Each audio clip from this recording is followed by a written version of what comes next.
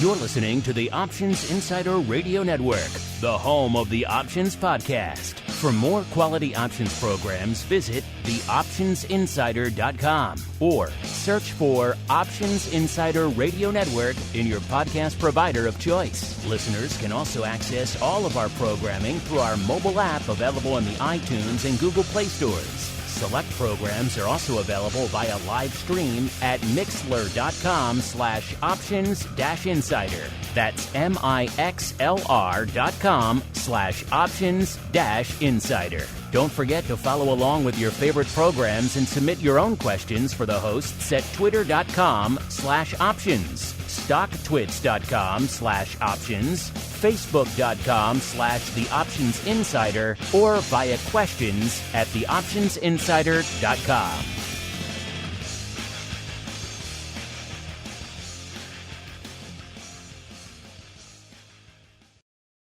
Gold, crude oil, corn, soybeans, and more. With so many tradable products, the futures options market can be an intimidating place. How can you possibly keep track of the latest trading developments across so many different products? Don't worry, we've got you covered. Welcome to This Week in Futures Options, the program designed to help active futures options traders stay on top of this ever-changing marketplace. Each week, we'll break down the top trades, hot products, volatility explosions, and much more. This Week in Futures Options streams live, so be sure to check out our live stream via the Mixlr app. That's MIXLR. Or join our live chat room at mixlr.com/options-insider. Whether you're an experienced veteran or a newcomer looking to separate the wheat from the lean hogs, This Week in Futures Options has the information you can't find anywhere else.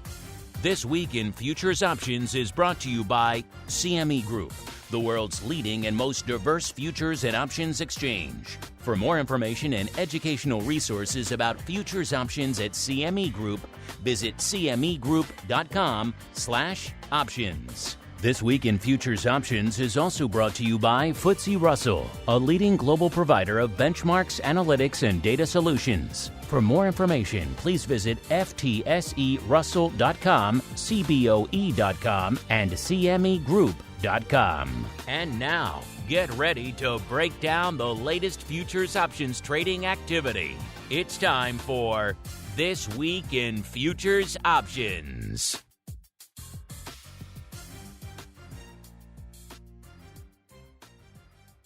All right, everybody. That music means it is time once again to check in on the world of futures options. It is time once again for TWIFO.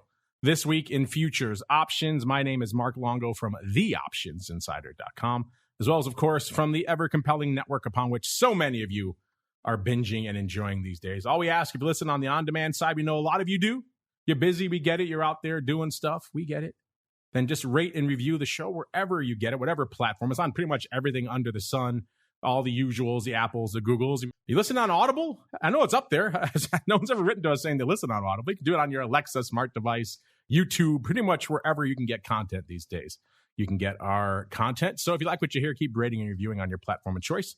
And of course, if you want to go above and beyond, you want to join us live, ask questions directly to myself and all the hosts and guests we have throughout the week, participate in our great exclusive content just for our members. So pro Q&As, options oddities, where we talk about unusual activity, get into a whole bunch of trading. Seems a lot more trading filtering into that show these days, which is fun. It's actually been kind of good for my wallet, so I don't mind it. And of course, all the giveaways and everything else that we do, theoptionsinsider.com/secret club.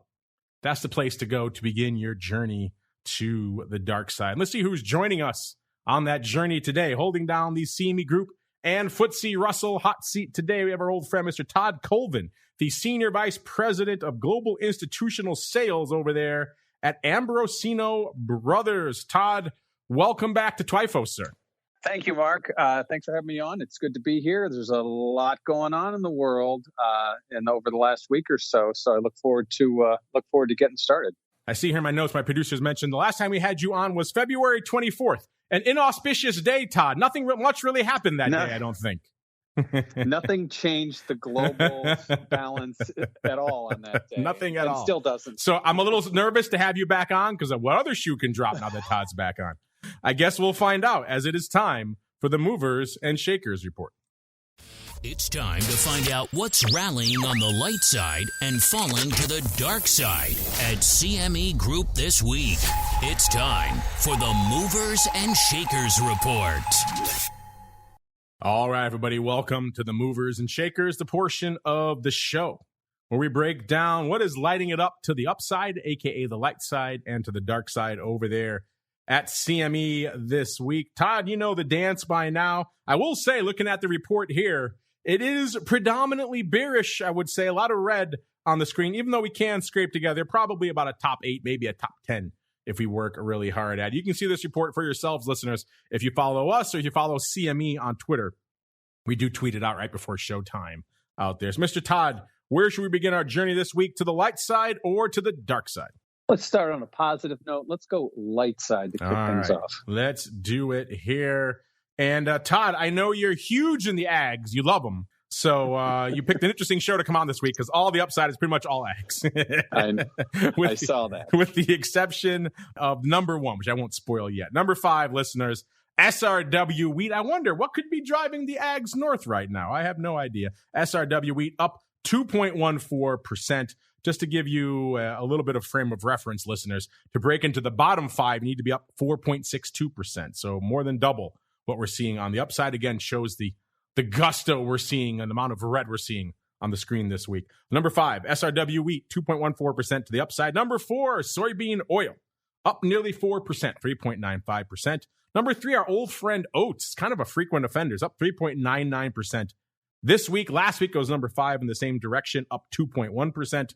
Again, before you ask, oats does like 3 contracts a week, so not much to really parse there. Number 2, KC wheat, up 4.59%. And lest you dismay, it's all ags all the time on the light side. Nay, I say to you, because number 1 with a bullet this week is our old friend NatGas, up 9.11%. It was number 2 in the same direction last week, up 6.17%. Man, just kicking the bears to the curb out there in NatGas land. Yeah, I've said it before, I'll say it again. If you guess NatGas, Bitcoin, or lumber on any given week, you have a good chance of being right in one of the directions, at least, somewhere over the course of the past week. And this week, it is NatGas taking the top spot to the upside. Now to the dark side we go. Give you a sense of how much dark side is on the screen. The E-mini Russell 2000 is off almost 3.5%, and it's not even in the bottom 5. It would be pretty much number 5 or number 4 if it was on the light side this week. But no, it's not even in the bottom 5. You have to be off 4.62%. That gets us to the Ultra 30-year. Number 4, again, name I just mentioned, Bitcoin off 4.94%. It was number 3 in the other direction last week, up 5.85%. Number 3, it's Brent, off 6.5%. It was number 3 in the same direction last week, off 9.5%. So a rough couple of weeks out there in Brent land. Number 2, the other one of my top 3 that I just mentioned, it's lumber. Again, you guess those 3, you have a good chance. And this week, lumber is number 2 to the dark side, off 8.27%. But even that is not enough to eclipse the number 1 dark side mover this week. It is heating oil, off 10.16%. It is number 2 in the same direction last week. It's off 11.14%. So a rough couple of weeks for the old heating oil. If you're wondering where does WTI fall in all this, it is right outside the Ultra 30-year. It actually would be number 8, off almost 4%, 3.95%. So it was also off pretty aggressively. Just again, it was a pretty aggressive dark side week. But all that, NatGas number 1 to the upside, heating oil number 1 to the dark side, Brent in there as well, WTI lurking in that range as well. It means we got to start in the energy first. It's time to tap into the deep options well of black gold, Texas tea, NatGas, and more. It's time to talk energy. All right, everybody, welcome to the energy section. You guys can find this for yourselves. Go to cmegroup.com/TWIFO, TWIFO. Go to that asset class drop down you'll see there. Scroll down 3, goes ags, then crypto, then energy. And then pop into the product family. Go down 3 more, from crude oil down to crude oil again, and then NatGas. and then go to the top product, natural gas, ticker LN. That's where we're going to hang out there today, listeners. And Todd, I was only half joking at the top of the show. You joined us last time on a very inauspicious day for everything, for the global geopolitical well-being, for the economy, for everything out there. Pretty much February 24th was very much a watershed day. So before we even get into today's action in energy and NatGas, let's start there. What have the last month and change been like for you folks over there at Ambrosino Brothers as you're navigating these insanely turbulent markets? They are insanely turbulent. Volatility rising, I guess, is the one key theme we can talk about. And it wasn't specific to one asset class or another. It was an across-the-board rise. Uncertainty, this whole Russia-Ukraine dilemma, we'll call it, is really creating ripple effects, not only with the supply of food, as we saw in the lighter side as food prices are going higher, but it's the redistribution, the supply chains, the growth, potential growth harm that this could have globally. And this all amongst a period when our central bank is looking to raise rates very aggressively to fight inflation. So you've got a perfect storm here from a financial standpoint of everything going which way, and volatility has really reflected that over the last month. Now let's get on out into the NatGas landscape. A lot of people were interested and or surprised by just what's been going on out there in NatGas. Of course, we've seen kind of a bit of a double whammy out there for NatGas. Some interesting pieces out there. Investing.com had a great headline that said NatGas beers mauled by a surprise U.S. chill and European LNG demand. Of course, they're right, kind of a bit of a 1-2 punch. People have been saying for a while, maybe we've seen a bit of the apex of NatGas for a little bit. Maybe we're going to start seeing that seasonality. Usually this time of year, listeners, we're seeing NatGas trend lower for a lot of obvious reasons. Most of the demand for heating in the U.S. is starting to mitigate. But of course, as they mentioned, we saw a pretty sharp cold snap. It was snowing here last weekend again in Chicago, so that always helps drive a little bit of NatGas action. And on top of that, they're talking about doubling down on banning coal and other types of energy imports out of Russia into Europe, which means they're going to lean even more heavily on U.S. LNG, which means there goes that price yet again. So kind of a 1-2 punch to the upside, and we're seeing that reflected right now over there in the NatGas reports. In fact, a lot of paper on the tape right now. By the way, NatGas right now about 6 3/8. I love saying the 3/8. You don't get to say that very often in the other products out there. That puts it up about 66.5 cents, or about 11.5% just since Monday. So if you go just for this week, which is, again, the name of the show, This Week in Futures Options, then it's up 11.5%. So it's outpacing even more. Of course, our reports, the movers and shakers, goes back to the end of last week's show. So interesting stuff afoot. In terms of paper, man, NatGas on fire. 717,000 contracts on the tape right now, listeners. And of that, NatGas doing its best impersonation of an equity right now. Again, kind of goes to show you how just near-dated a lot of this phenomenon is. 27.6% of the paper, over a quarter, going up in this front contract that has about 19 days to go. I mean, equities, that would usually be 1 day to go, so that's a little bit long-term for an equity, but still, it's the nearest dated contract NatGas has, and everybody is piling into it right now. What is the vol right now? It's ticked back up again, as you might imagine, back up to about a 65 1/3. It's up 9 points. That's a decent level for NatGas vol, but we have seen NatGas get a lot higher. We've seen NatGas blow into the triple digits not too long ago out there. So it's kind of hanging out at I'd say, slightly inflated level, but compared to what we've seen recently, it could have more room to run to the upside, certainly, especially if you see more shocks to the system out there. Skew-wise, we're seeing the puts. Last week, they were 5.5% cheap. This week, 4.1% cheap. So puts coming in a little bit, but not a ton. The calls, 7.6% bid last week. This week, 5.1% bid. So the calls coming in a wee bit as well. And in terms of action, listeners, I said we're at 6 3/8. Again, we were talking not too long ago on the show about how the action in the 7 calls was persisting all the way out to October and even beyond. And it's the 7 calls that we're lighting up again this week. Obviously, a lot more relevant of a strike right now than it was a few weeks ago. It's within spitting distance now. 7 calls doing 26,204 contracts in this April contract, this May contract that has about 19 days to go out there. So, yeah, of that, about 6,000 on Tuesday, 4,300 today, 3,000 on Wednesday.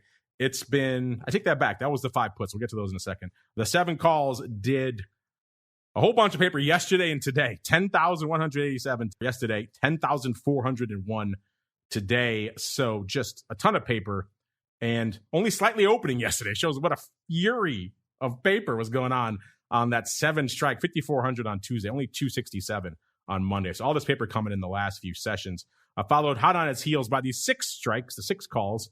Those now in the money calls doing 22,000 contracts. The big day today, 9,200 today, 5,100 on Tuesday, 4,300 yesterday, 3,300 on Monday. Again, back and forth opening and closing every other day out there. So a lot of back and forth paper on both of these strikes. Also active, the 6-10 calls, an interesting strike, doing about 15,000 contracts. The big day again today, 7,500 today, 3,000 on Tuesday, 2,800 yesterday, 1,500 on Monday. Same story, back and forth, kind of across the board. Let's go a little bit farther out. It's like it's that same story, listeners. 7 calls are active again across the board, all the way out to January of next year. 10,000 of the 7 calls trading in January of 2023. We also have the 10 calls, the 10 even calls starting to light it up with 6,400 going up in August, 3,500 in September. So we weren't seeing a lot of 10 call action before. It was mostly, it seemed like it was the upper bound was around 7. Now that we're threatening 7, it seems like we're seeing action on the 10 strike as well. So a lot of interesting upside paper afoot here across the board. Todd, what have you guys been seeing over there at Ambrosino Brothers in terms of NatGas, sir? Well, when you talk about those 7 calls, a month ago, we were looking at those as more of sort of a black swan event when you're talking about the spring. And they seemed pretty optimistic, did they not? Yeah, it was almost like a defensive play. And then, as you can see, there was a clear short base that got squeezed out. Now you're talking about the 10 calls. So now with this whole new shift in paradigm, when you're talking about demand maybe shifting out of the U.S. and now into more so to Europe, yeah, there's gonna be a cost associated with that, and I think that those 10 calls now become the new 7 calls, like you said, and I think that's probably a level that you need to keep on your radar that you probably didn't think heading into the middle part of the year when nat gas is not really the most popular commodity that we talk about. Let me ask you this, Todd. We have seen just an explosion of interest in natural gas, which is commensurate with the explosion in price action out there. People who traditionally wouldn't pay attention to natural gas, they've been seeing it in the headlines for months now. They've been seeing it in our reports and on shows like this, and they're starting to ask questions and starting to pay more attention. Are you starting to see a similar trend over there with your clients at Ambrosino, or folks who maybe traditionally weren't nat gas traders starting to call you guys up and ask about it? Or is it maybe the flip side? It's been so volatile for so long that they're a little bit spooked of it by now. Well, anytime you take a product like this and it gets more news, it generates more interest. But the key to any product, any commodity that we talk about is price integrity and liquidity. And nat gas, while it has those things, is now just starting to see, I think, more of that liquidity. So I think as more liquidity comes in, as you see more participation, that is only going to help generate more interest. Speaking of more interest, since we're hanging out here in energy now, listeners, let's flip the script. Pop back out of nat gas, pop up in the product family to crude oil. And let's go out to our old friend, WTI, because that, of course, is all the rage right now, and all the refined products. We're seeing the heads of Shell and other companies. That's as usually happens when crude gets around $100 a barrel. We start seeing the CEOs of the energy companies dragged before Congress, and that is happening again right now, accused of price manipulation, all these other interesting things out there. WTI back below $100 for the first time in a while. It's off about $3 or about 3% on the week, 96.30 or so coming into the start of the show. About 500,000 contracts on the tape. So that's a pretty decently active week. It's not blowing the doors off, but we usually see around 400, 410, 420 this time of week. So you're talking about 100,000 contracts more. So that's nothing to sneeze at out there right now. In terms of the action, it is pretty much, once again, like NatGas, doing its best equity impression, where the May contract that has, let's see, it has about, 7 days to go.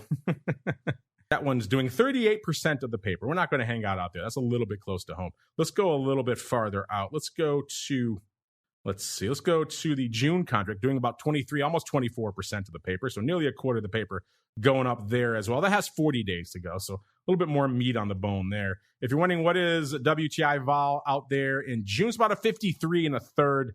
It's kind of off about half a point. So kind of staying roughly the same level it was this time last week. Skew-wise, the puts last week almost unched to the at-the-money. They were about 0.25% cheap. That's interesting. So no market bias in either direction for the puts last week. This week, they're about almost 3% cheap, about 2.7% cheap. So puts getting a little bit cheaper this week. The calls last week, 3.3% rich. This week, 4.4% rich. So the calls getting a little bit more bid. The puts getting a little bit cheaper as we're down about almost 3 points here on the week. And in terms of the action, what was leading the dance out here? It was the 115 calls in May that are going out in about a week.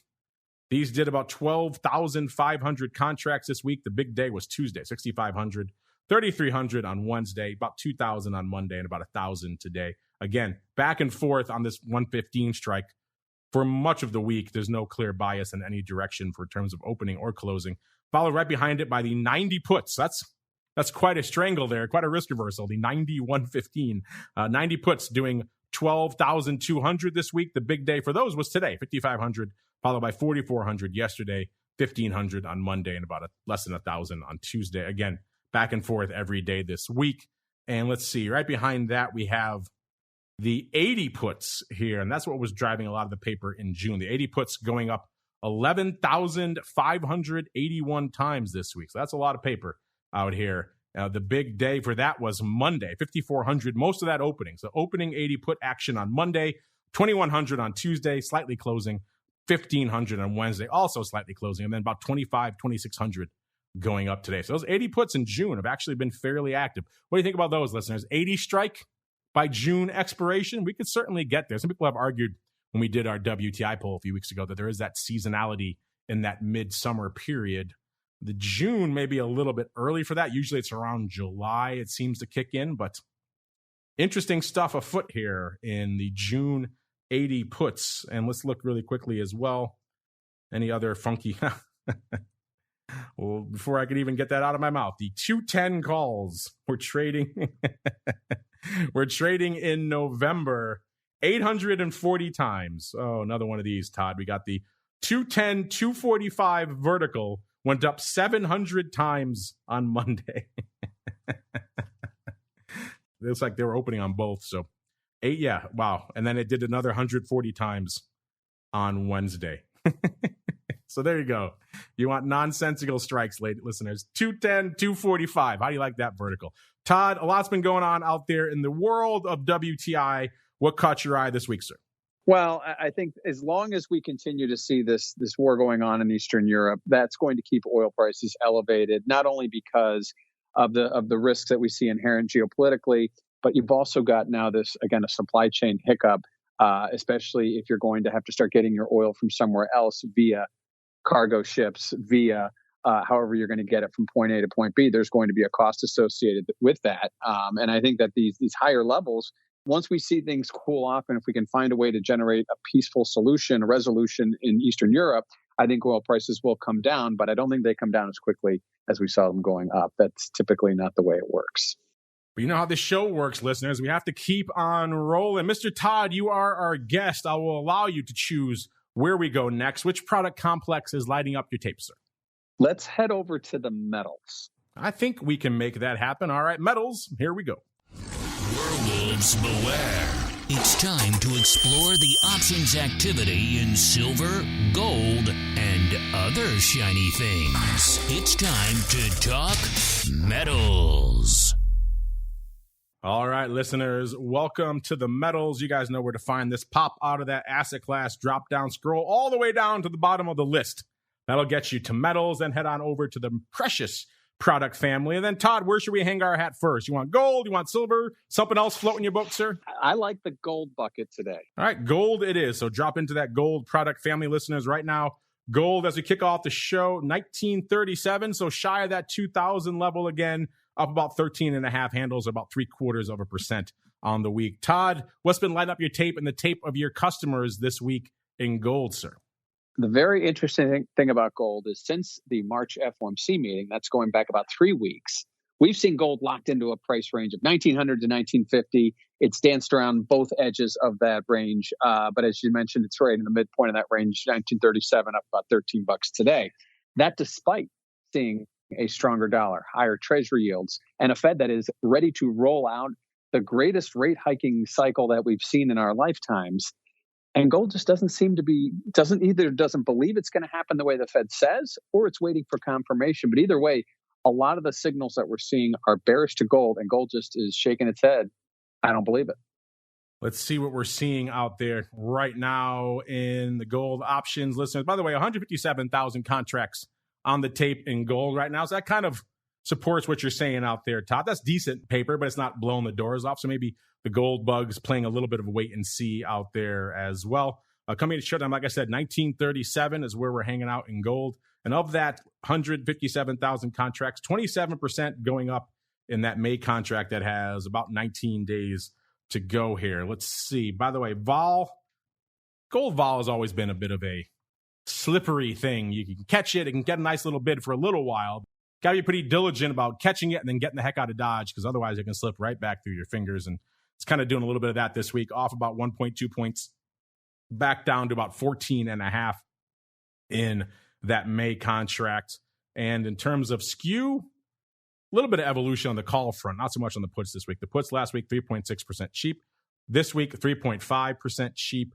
The calls, 6.9% rich last week. And this week, 8.6% rich. And in terms of the action, it looks like the 20 half calls, 2,050 calls in May that were dominating the tape this week, listeners. You know what? I take that back. Actually, we got to go a little bit farther out. Something else has usurped it. It was, gotta love gold and their upside strikes. The 2,500 calls in Dees doing 6,300 contracts this week, Liz. That sounds like it's one part of a spread or vertical, so let's see if we can find the other leg. A lot of stuff going up in the upside, above 2,000 in December this week. The 2,500's doing 6,300 contracts this week. The lion's share of that, 4,155, going up on Monday, 1,000 on Tuesday, 1,000 on Wednesday, a couple of hundred today. Looks like opening throughout the week. So opening on the 2,500 strike here. Looks like there was some 22 half and 2,200 paper, but none of it lining up that well, and certainly not on Monday, where the lion's share also saw 27 halves going up 1,500 times. So it could be a strange 2,200, 2,500, 27 half. That could kind of line up a little bit like a fly, 1,300 by 4,100 by 1,500 times. But again, it doesn't line up that well. And again, this is just some of the crazy upside paper that we see going up all the time in gold. Any week, you could usually guess there's a vertical or a fly or something going up to the far upside in gold. Let's go back to those 20 halves in May. Those are a little bit more relevant to our needs here. 5,600 on the tape this week. The big day today, actually, 2,130 today, 2,070 yesterday, 700 on Tuesday, about 800 on Monday. Opening throughout most of the week. So opening action on the 20 half calls in May. Again, that's not a bridge too far. We have seen levels close to that not too long ago. We were north of 2,000 not too long ago. So 20 and a half, maybe not the craziest, most optimistic trade we've seen in the history of gold. It's certainly no 2,500s. That's for sure. We're also seeing the 2,100s going up out here in June, about 4,400 times this week as well. Listeners, looks like the big day for those was today. 1,500 today, 1,200 yesterday, 1,000 on Monday, about 500 on Tuesday. Todd, any of this gold options paper surprise you? And also, our listeners want to know, how many of these 2,500s did your AMBROSINO clients buy this week? So, nothing in gold upside surprises me, because you've got gold bulls out there that have been calling for gold to be north of 2,000 long before it got up there. And I think at this point, those black swan type of calls above will always continue to be bought. 2,500 does seem like a reach, but not too long ago, 2,000 seemed like a reach as well. And I think at this point, we are going to continue to watch those calls. They tell us what we need to know about maybe a little bit of fear creeping back into the market, fear that we haven't seen in a long time. Well, Todd, I know you're also a bit of a rates guy, and we have seen some action out of the Fed of late, so maybe we'll hang our hat in the rates next. The Fed, the yield curve, inflation fears. How are they impacting options activity and volatility in your favorite interest rate products? Let's find out as we explore the world of rates. All right, listeners, let's keep the party rolling. Pop on out of metals. It's hard to talk gold without talking the flip side of that, which is what's going on in the land of rates. Luckily, you only have to go up one product category. Go up one to interest rates, then select the U.S. rates from the product family. You'll see the entire smorgasbord of U.S. rates offerings there at CME. Mr. Todd, sir, we haven't talked to you really since the Fed came out and announced their, as you put it, I believe, the greatest rate hiking cycle we've ever seen out of the Fed. So yeah, we've seen a lot out of the Fed. We've seen more subsequently after they came out and said we're going to do it a quarter point at a pop. People maybe thought that was a little bit light. Then they came out the next week and said maybe that's kind of light. We're going to make it a half a point. And then we have seen just this week more strident, more hawkish statements out of some of the Fed governors. So I'm curious for you. It's been a while since we've checked in with you. What are your thoughts on what the Fed announced, what they then subsequently adjusted, and what they're saying this week, sir? A lot of talk and back and forth coming out of the Fed these days. There's always back talk coming in and out of the Fed. That's what they do. They like to test the waters with their words, and then they follow with their actions. So at this point, we saw a March rate hike of 25 basis points. Now in May, they immediately started to price in 50 basis points. So looking at Fed fund futures, probabilities are telling us that no matter what they're telling us, maybe 25, maybe 50, the market is sold on a 50 basis point rate hike at the next meeting. What was a little bit of a surprise, I think, at the minutes that we got yesterday was perhaps the speed of their balance sheet shrinking, their quantitative tightening.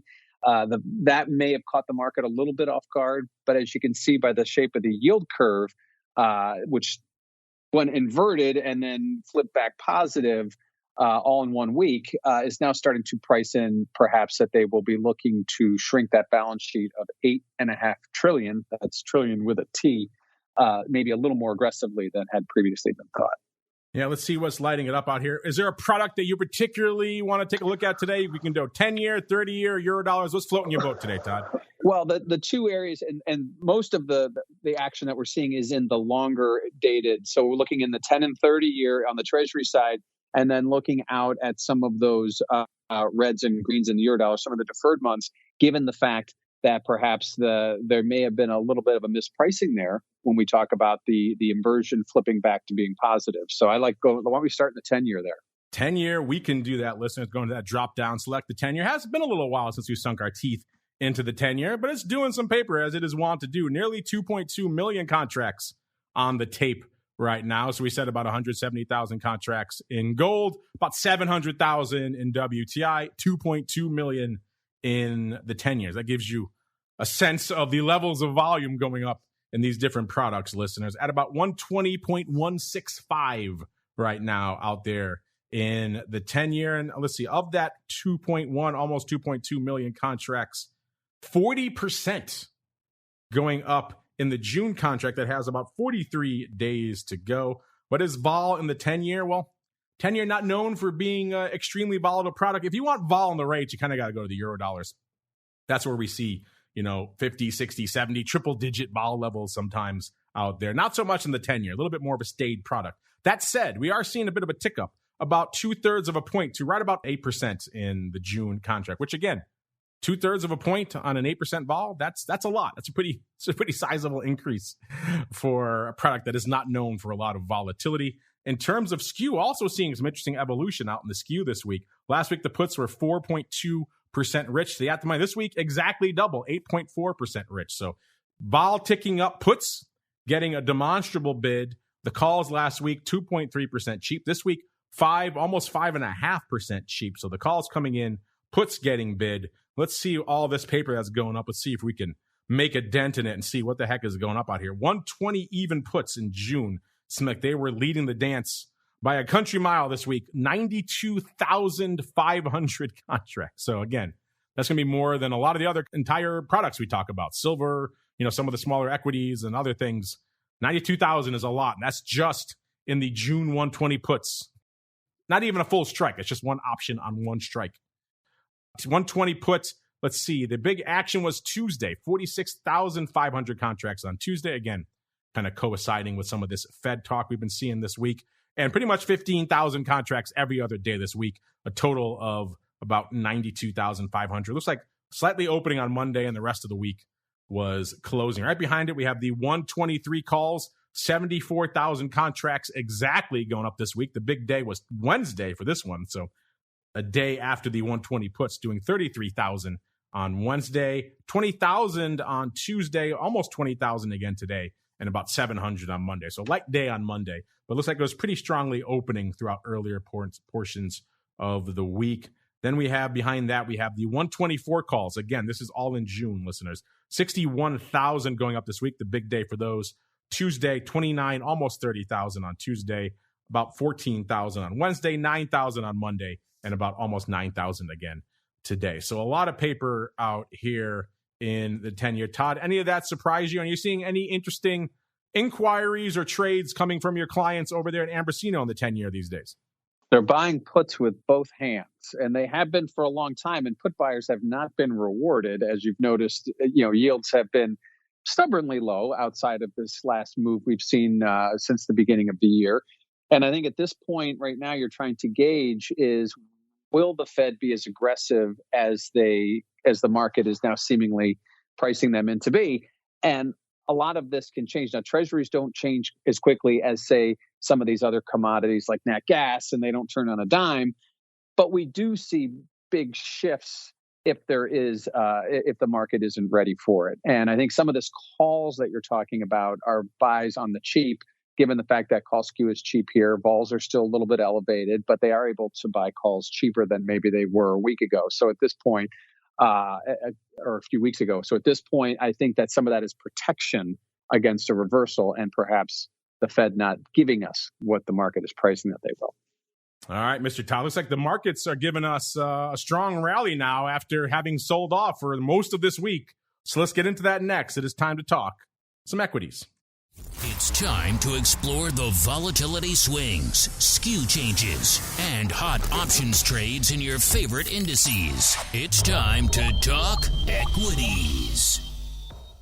All right, listeners, you know where to go next. Pop into that drop down. Pop out of rates, go up 2 slots to equity indices, then go to the U.S. Index E-mini. We're going to be hanging out in there first. Todd, a lot going on in the world of equities, as you mentioned at the top of the show, a lot of tumult. A lot of vol, then the vol starting to come off as you started to see some rallies out there. One of these stranger post-Fed announcement rallies we've seen in a while. And then the Fed starting to get a little bit more hawkish and the market starting to turn a little bit to the dark side over the course of the past week or so. What's been lighting up your tape out there as we've seen a lot of turbulence in the equity markets, sir? Well, 2 things. And first of all, the volatility levels of the equity market don't reflect the greater macroeconomic picture that we're painting here, because the VIX index was, days ago just below 20, and now it's just above 20. So the pulse of the market is not giving you any sort of indication that there's any fear or concern priced in. Likewise, equities, well, we concern about everyone's concerned about pullbacks in equities. What is that going to do to my bottom line? We are still a stone's throw from the all-time highs. So the pullbacks we've seen are nothing to what they could be if and when the Fed starts raising rates and some of that stock money moves into higher yielding treasuries, which eventually it will, but it hasn't yet. You're right. For all this hand wringing we've been doing, Todd. Oh my God, all the movements. We're still at a 4,500 in the S&P, right? We didn't even break 4,000 in the teeth of the sell-off back on March 14th. So people forget, not that long ago, election night, we were 3,300 in the S&P.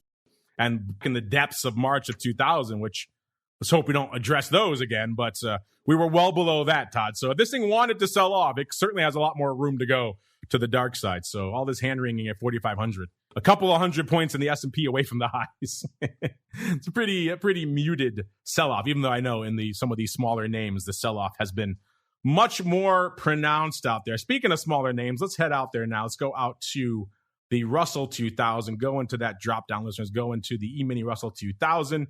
You'll see where the action is this week. Like I said, a pretty dark side week for the Russell 2000, yet couldn't even break into the bottom 5. That's how aggressive this week was on the red side. Right now, coming into showtime, Russell 2000 still back over 2,000, if ever so slightly, 2,009.60 out there. So yeah, just hovering right above the 2,000 level, off 78, almost 79 handles of the week. It's another about 3.75% just since Monday's sessions. Obviously a pretty red session. Today, sell off. It was off over 1% today. I think we have mitigated a lot of that now. In terms of the action, like we're seeing in most equities, it is pretty near dated. 25% of the paper going away in the April contract that goes out in about 7 days. Let's go a little bit farther out. Let's go to, and we have 20% going away in a day. So that's just the way the equities play, listeners. Let's go out to the end of month April contract. It has about 8% of the paper there. That's a little bit farther out for us. It has 22 days to go. The vol out there is about a 24. So actually, before I even do that, I got so excited with the equities, I forgot to set the table from a vol perspective. So let's do that now. Coming at the start of the show, we had RBX, so the VIX of the small caps, at about a 28.10. That puts it up a little over 3/4, actually about 0.85 points from this time last week. So kind of staying firm and not really moving a heck of a lot. VIX up a wee bit more. VIX is at about 2280 when we kicked off the show. It's up about 2.8, almost 2.9 handles. A VVIX at about 115.5. That puts it up 5.5 points from this time last week. A vol Q, 26 1/3. It's up about 2.7 points from this time last week. That puts that VIX to RBX spread about 5.1/3 points. That puts it actually, looks like a little bit wider, 2.04 points wider than it was this time last week. A VIX to vol Q, 3.5 points. That's about slightly tighter to unched from this time last week. All right, and in terms of, let's see, in terms of action out here, like we said, it was the, let's go out to the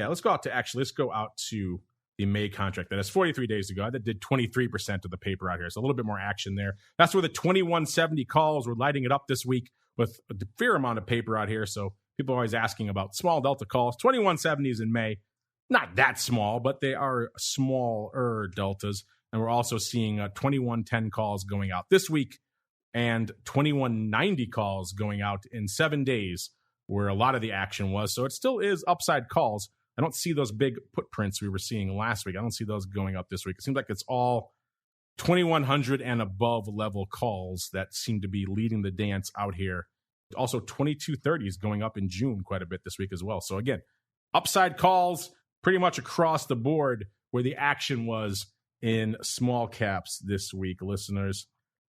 And let's see, I can hear you crying out, all you ag heads out there. So I'll give Todd a break and I'll take a quick journey into the ags next. It's time to get our hands dirty exploring the latest options, trades, and trends in corn, wheat, soybeans, and more. It's time to talk ags.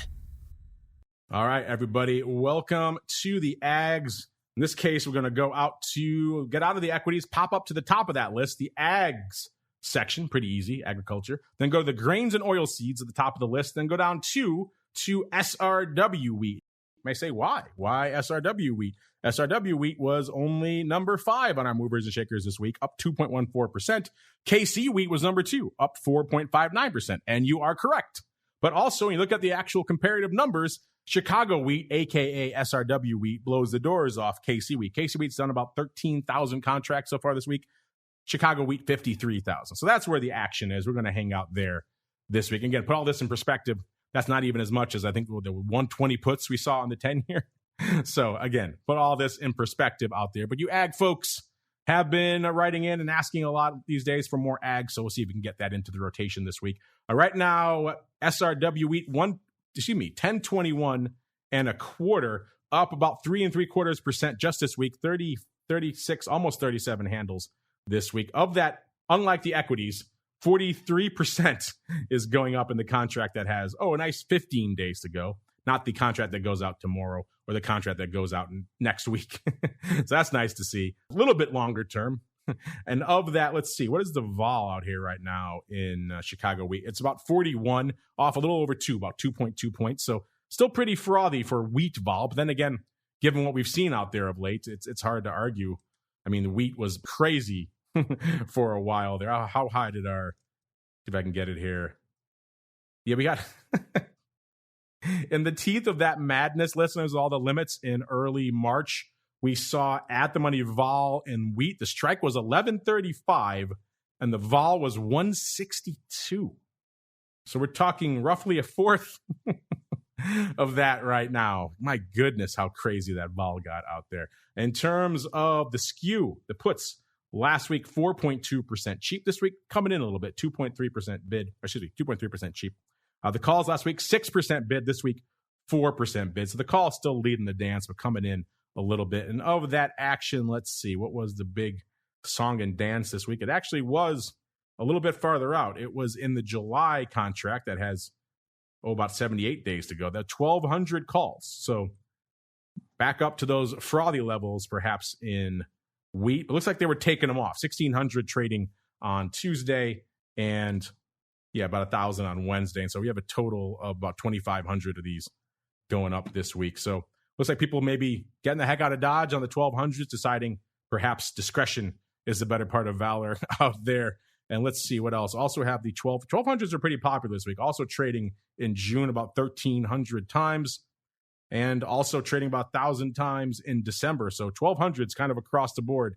That was pretty much where the action was this week here in all things Chicago wheat. Also worth noting, there was some action in the May 1100s, 2,163 going up this week. 1,000 of those yesterday and about 500 each Monday and Tuesday. Not so much going up today. So about 2,100 and change on the week. It looks like most of that opening. So opening 1100s in the May cycle. It looks like maybe closing a lot of 1200s a little bit farther on down the road. So intriguing stuff. Again, we got close to those levels not too long ago. So interesting stuff. Maybe some folks finally deciding 1,200, a bit of a bridge too far, at least for now. But again, there's a lot of question marks right now with the ags in Eastern Europe, right? What's going on with all the wheat? Obviously, no new planting is happening when shelling is happening. The fields are getting destroyed. Can they even be replanted in a reasonable time frame? So a lot of questions out there. Can the rest of Europe's production, can U.S. production, can that make up for some of those shortfalls over there? All these questions being sorted out right now. And speaking of sorting things out, it is time to sort out your questions. It is time for your futures options feedback. It's time for your questions, comments, and insights. It's time for Futures Options Feedback. Submit your questions at twitter.com/options, facebook.com/theoptionsinsider, stocktwits.com/optionsinsider, or via questions@theoptionsinsider.com. You can also submit your feedback via our Options Insider Radio Network mobile app, available for iOS, Android, and Kindle Fire devices. You can even ask your questions live via our Mixlr chat room. So grab the Mixlr app or just search for Options Insider at Mixlr.com. That's MIXLR.com.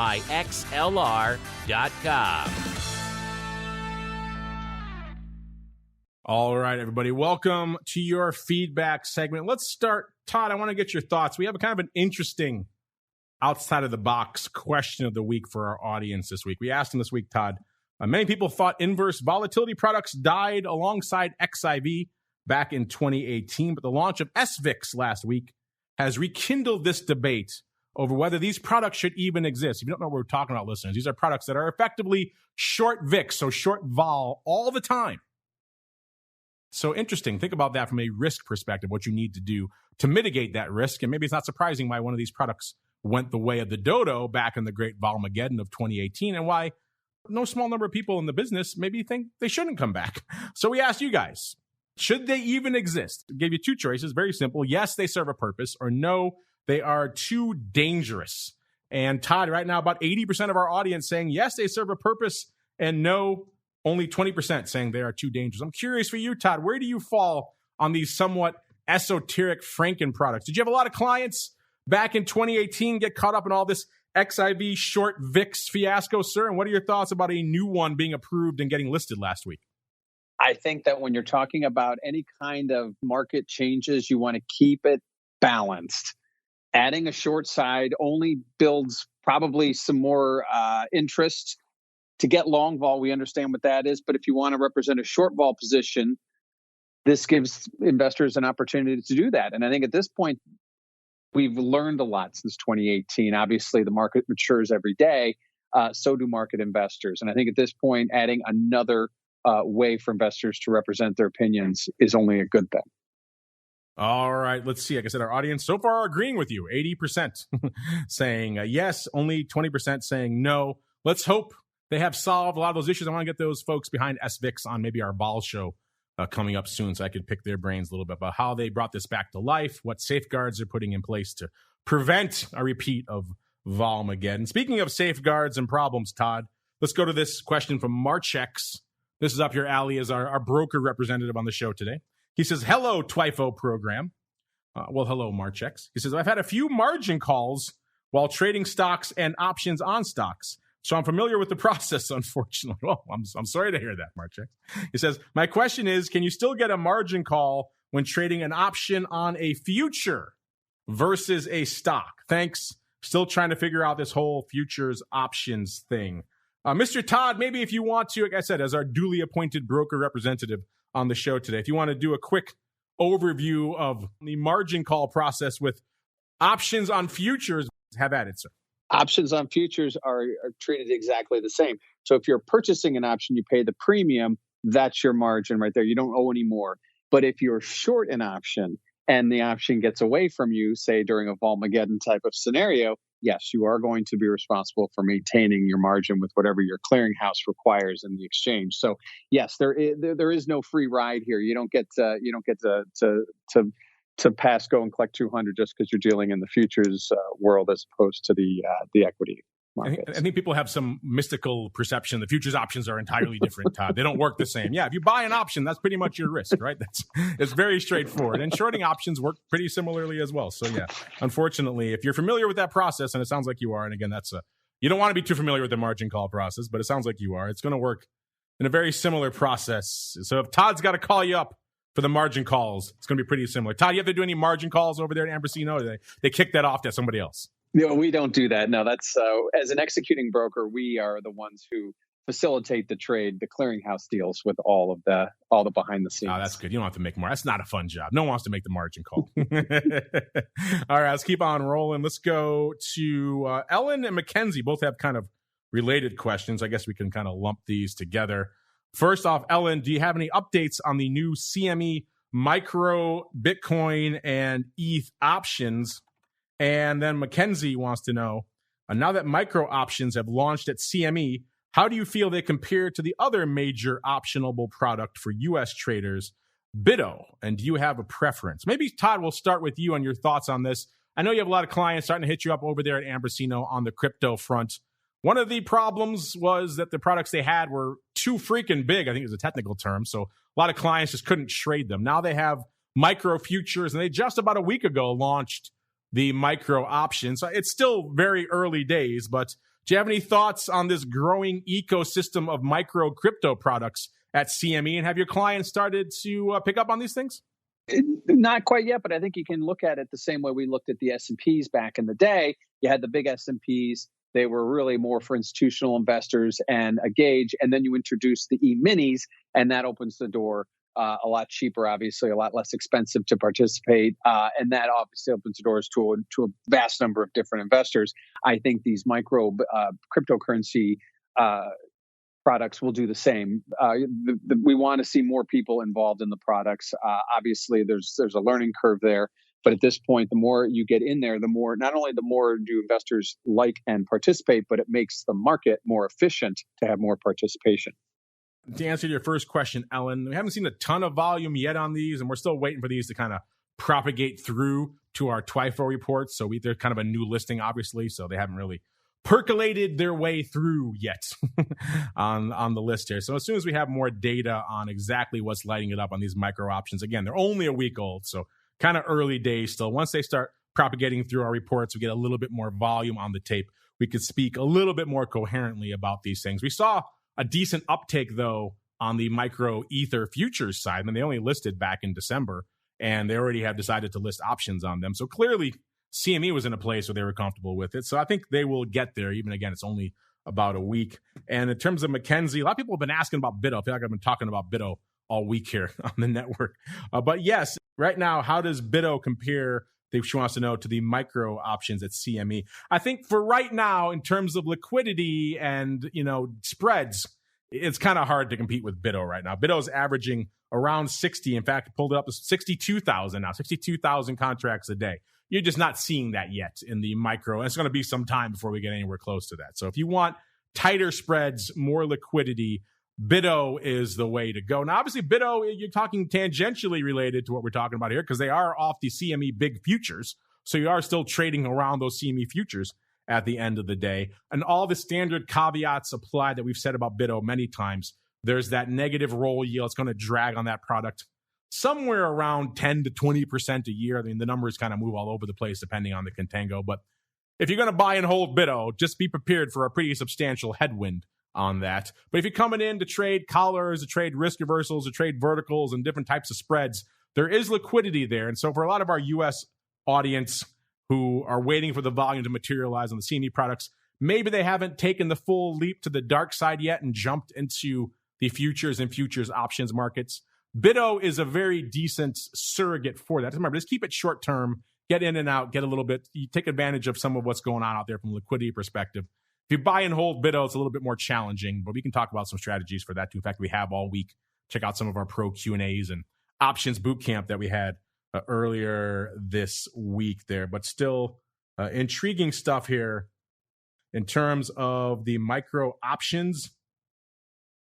We're trying to dig these up on the fly for you, listeners. It's like about maybe CME saying they have seen, this is the official quote from CME, micro Bitcoin and micro Ether options have gained momentum since their debut. In their first week of trading, over 20,000 total contracts traded with on-screen activity across different regions and expirations. So that's interesting out here. Again, I'm not seeing that reflected in some of these charts. I'll have to dig in a little bit more, but interesting stuff. If they're seeing 20,000 total contracts across micro Bitcoin and micro Ether options, that shows that some people are coming to play out here. Again, it's not BIDO yet, but it's got a ways to go before it can get there. So give it some time. It'll certainly, I think, become an interesting one to watch.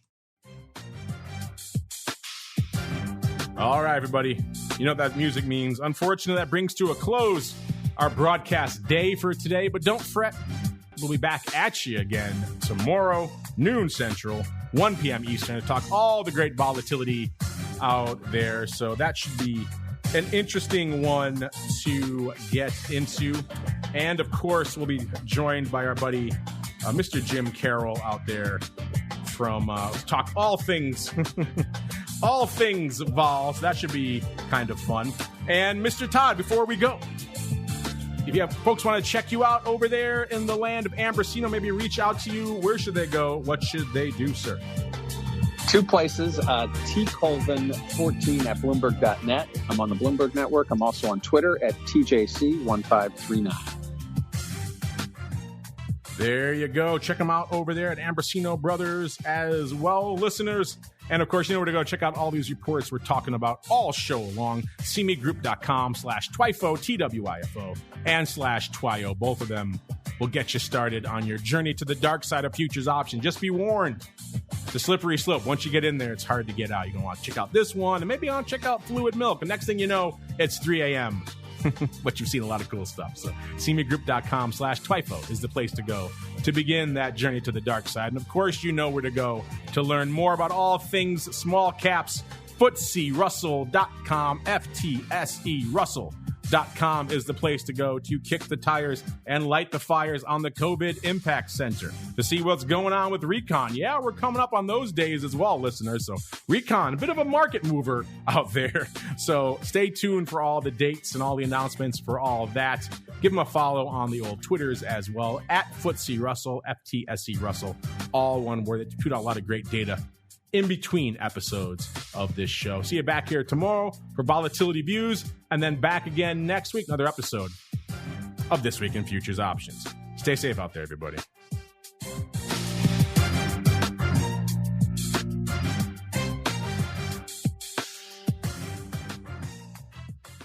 This Week in Futures Options is brought to you by CME Group, the world's leading and most diverse futures and options exchange.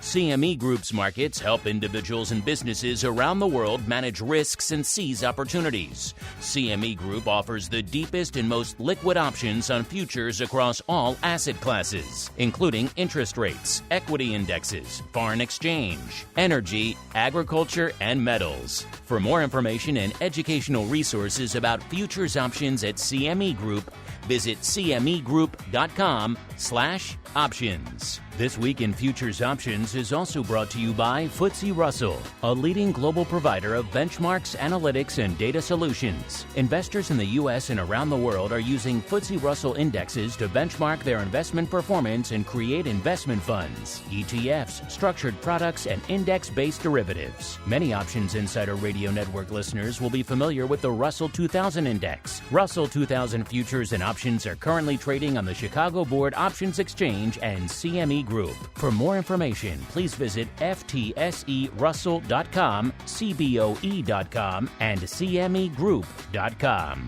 This broadcast is intended for informational and educational purposes only and does not constitute trading advice or the solicitation of purchases or sale of any futures or options. The rulebook of the applicable exchange should be consulted as the authoritative source on all current contract specifications.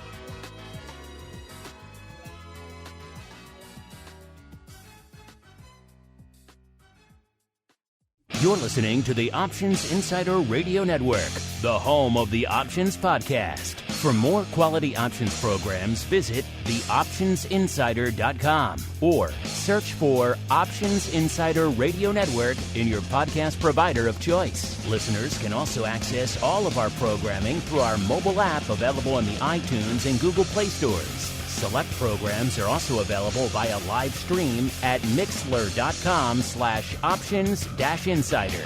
That's mixlr.com/options-insider. Don't forget to follow along with your favorite programs and submit your own questions for the hosts at twitter.com/options, stocktwits.com/options, facebook.com/theoptionsinsider, or via questions@theoptionsinsider.com.